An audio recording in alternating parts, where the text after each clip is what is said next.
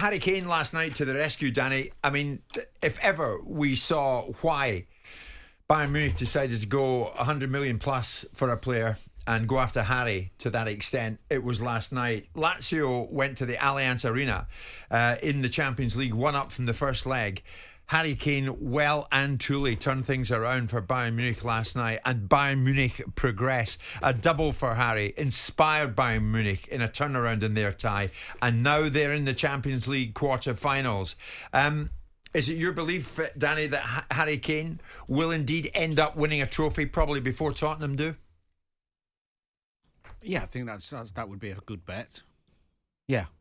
Because they'll bounce back next season and win the league, I'm sure. Yeah. They could possibly win the Champions League this season, unlikely with what I've seen, but possibly.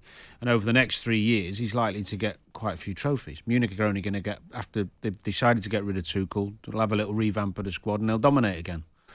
So, yes, it's unlikely Tottenham will win one before Harry Kane. But we don't know. No. I mean, and that's not to say I'm not enjoying what Tottenham are doing. You don't think Tottenham could go into the Europa League next season and be quite significant in it? Significant, maybe the European Conference League and actually go and win it, like other sides in English football have done, like West Ham.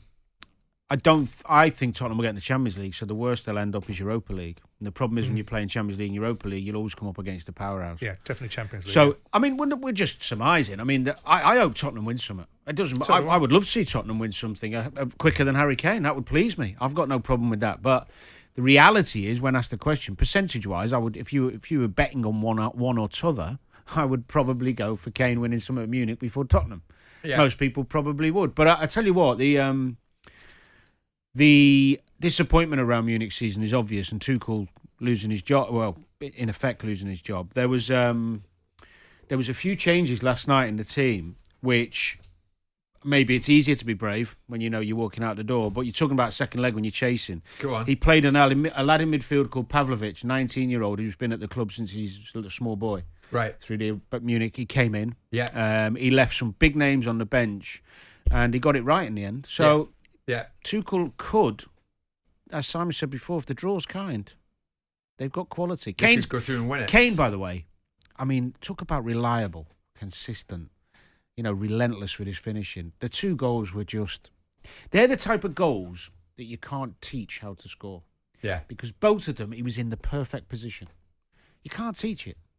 It's just a gift. And he's as cool as you like. He never over-celebrates. You look at him and you think, oh, that's what I'm there to do. Humble. Yeah. Likeable. And if he's enjoying it, Eric Dyer must be loving it. And he started the game last night alongside Delay. Played all right. Yeah. He did okay. It's a great opportunity for him considering he was out of Tottenham's team and walks into Munich's team. Yeah, fair play to him. Yeah, quite amazing. So Bayern progress in the tournament. Harry Kane could be on for a trophy in his first season at Tottenham. The thing is, at Bayern Munich, the thing is who is going to end up as his boss? Because as we know, Tuchel's exiting stage left at the end of the season.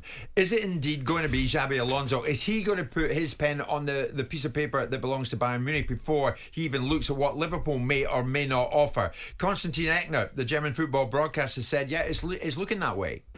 I think Bayern are in a great position right now.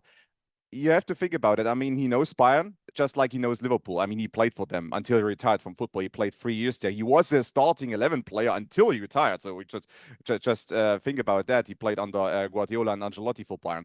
And also thinking about it, I mean, Bayern are right now in a bit of a slump. Yes, they still structurally they are still a great club, and succeeding Thomas Tuchel might be easier than being the successor to Jurgen Klopp at Anfield.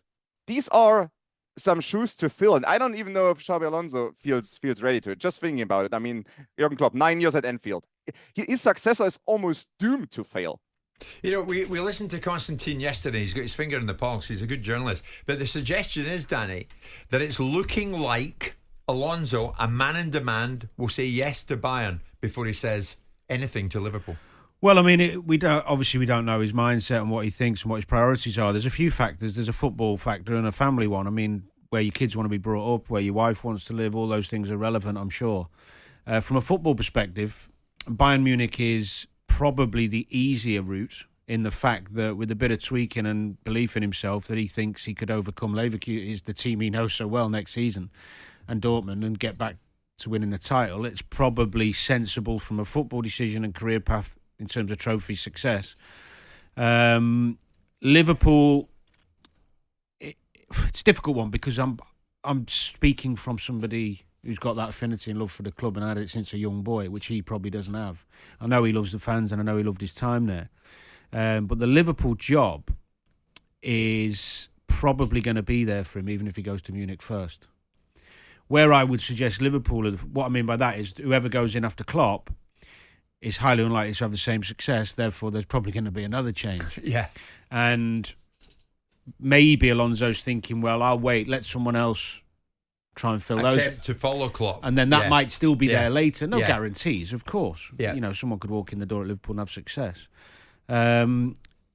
Munich, the only thing I'd say Liverpool have an advantage, if I was in his shoes, would be Munich expectation is going to be greater. And I say that even though Liverpool expect to win things, the Liverpool fans, if Alonso goes there, because of his affinity with them, he's got a year for free, at least. A bit like Klopp did. First year or two even. They know it's not going to be the same. He know he's going to need time to implement his ideas and bring in some players he wants, etc., etc. The fans will be with him. Yeah. Whereas at Munich, although they like him, there's a much quicker turn. Did you ever think he'd be this sought after in football, Alonso? Well, I know not. I mean, really. whatever he's got, he's good at it. Well, in terms of coaching. He's had a remarkable start. Yeah. A bit like a young player coming through, and you can see this talent, you can see this calmness and this authority and this nice free-flowing football and belief in his team that he's created. So, no, I don't think I ever thought about whether he would or he wouldn't. I knew what he was as a footballer: super intelligent, a clever player, calm. You know, all the things you need to be a brilliant midfielder. But it doesn't mean you're going to translate them necessarily to management. But what you're telling us this morning, Danny, even with your love of Liverpool as it is, you can understand why he would say yes to Munich. I could understand it, yeah. I mean, you can't not understand it. I find it difficult because I don't have that.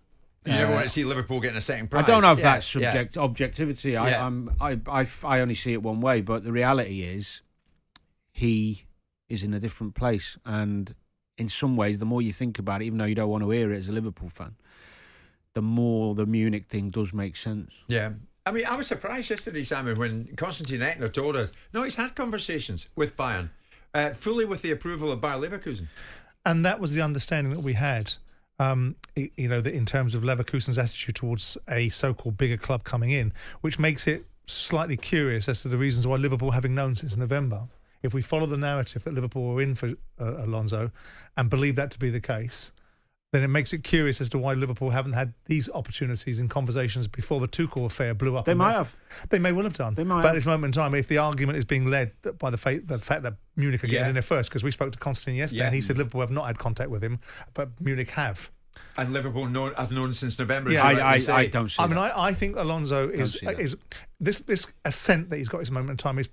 Timing is so important in life. You've seen the decline of Munich, which ultimately gives him the opportunity. Because we're talking about a guy that, put aside Sociedad B, but a guy that's managed 71 games. Yep. So we are at the very beginning of his managerial career in terms of his experiences, his expertise and his understanding of the principles of management. And so with that, I think when you looked at Klopp after his management period at Mainz and Dortmund, he had a lot more games under his belt, a lot more experience and a lot more success. Yeah. And questions because he had the argument about how he burnt teams out quickly and what lessons he learnt from that. So I personally wouldn't be surprised if the indications of Liverpool's interest in Alonso are slightly more overstated than we are led to believe. Jim White and Simon Jordan. Monday to Friday mornings from 10 on AM, on DAB, via the TalkSPORT app and on your smart speaker. TalkSPORT.